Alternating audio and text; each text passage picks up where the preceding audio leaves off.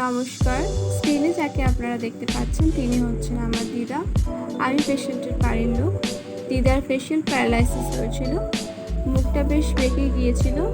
এর ফলে বিভিন্ন রকমের সমস্যা দেখা দেয়, যেমন মুখ থেকে লালা বেরোতো, কথা ঠিক মতো বলতে পারতো না, খেতে গেলেও অসুবিধে হতো। তো ডাক্তারবাবুর নাম শুনেছিলাম অনেক, তারপরে তার সঙ্গে যোগাযোগ করে ট্রিটমেন্ট শুরু করা হয় ইলেকট্রোথেরাপি এবং এর সঙ্গে আরও বিভিন্ন রকমের এক্সারসাইজের মাধ্যমে 4টে সেটিংয়ে অনেকটাই এখন সুস্থ হয়ে উঠেছে।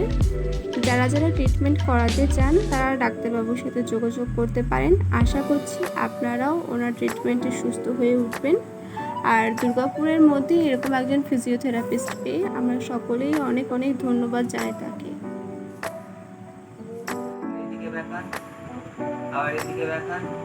এবার মুখটা হা করুন, আবার বন্ধ করুন, আবার হা করুন, আবার বন্ধ করুন, আবার হা করুন, আবার বন্ধ করুন।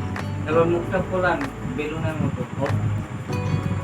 হ্যাঁ, এই হাওয়াটা আস্তে আস্তে বার করে দিন। আবার খোলান। হ্যাঁ,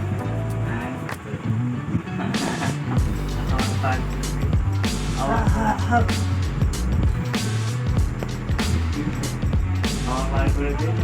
আবার আবার বলুন।